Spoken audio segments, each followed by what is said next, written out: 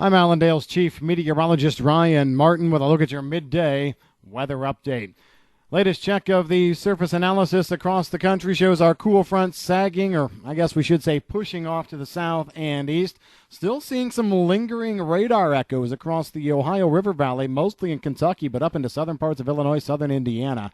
High pressure is now nosing its way down toward the Quad Cities, and it will eventually work its way across the heart of the Corn Belt. What's really interesting as well is, you know what, this is what I like to term a dirty high-pressure dome. It's got a lot of cloud cover stuck underneath it. We're seeing all of Ohio, Indiana, Illinois covered in clouds now, most of Missouri, and it's still a good chunk of Iowa. Now, at this point, the clouds aren't threatening. It looks to me like it's a high to mid-level band of clouds that's dimming the sunlight, but still, not what you would expect under a springtime high. That tells you that we had some fairly significant air mass change as that front moved through. Now, as we go forward, not a lot of change in the overall thought process for the Corn Belt. We are making some changes here, taking a little bit of moisture out of the short-term part of the forecast. So as the next band of moisture starts to come up the backside of high pressure here late this week, Thursday, Friday, I don't like anything more than maybe a half an inch of rain and coverage across the eastern part of the Corn Belt, 50, maybe 60%, and you'd have to talk to me real nice, twist my arm just a little bit to get me to go 60%. So I'm taking some moisture out for late this week, but what I'm taking out, I'm going to throw back in subsequent weather systems. Next week, early on, looks fantastic, and I'm bumping the system up a little bit. We talked about this online this morning.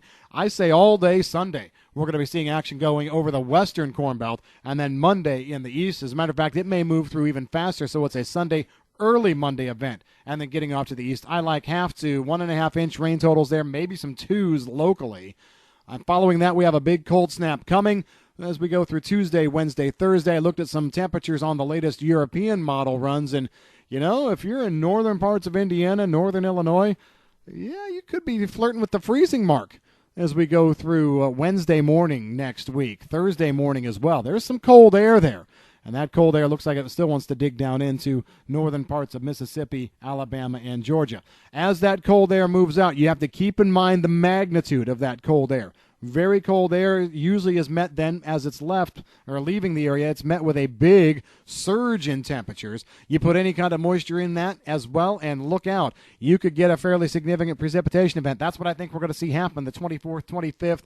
Some models are saying, yeah, let's stretch it to the 26th. It doesn't matter. Let's not split hairs. Moisture coming in that time frame, to me, looks like it could equal another 1 to 2 inches. Could see some strong storms in there. And models are also suggesting in the extended forecast period another system around the 30th. So you get the idea.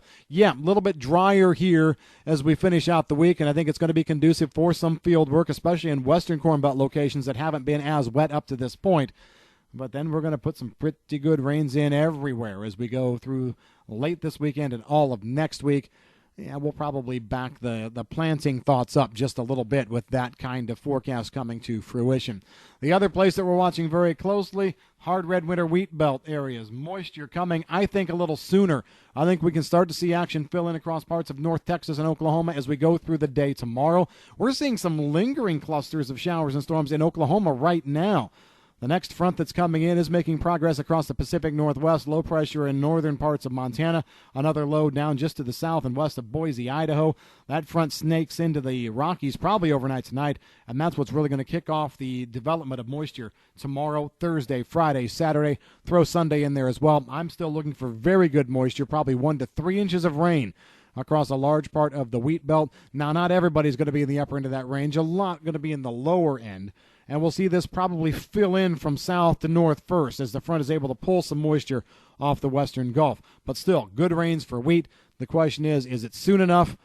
Some wheat is actually starting to head from what we're seeing picture-wise down in south central Kansas. So rain is coming, and we're not backing off that forecast at all right now. Otherwise, no significant changes. I think the weather event that's not getting enough play yet, we mentioned this yesterday. I'm going to mention it again right here just so it's top of mind for you.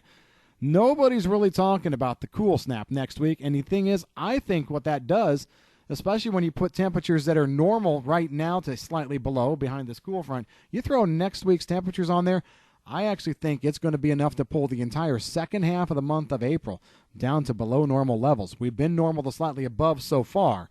I think we take the month below with what's coming next week and then on through the end of the month. That's what's in your forecast here at Midday. If you've got any questions on the weather, give us a call at Allendale. I'm Chief Meteorologist Ryan Martin.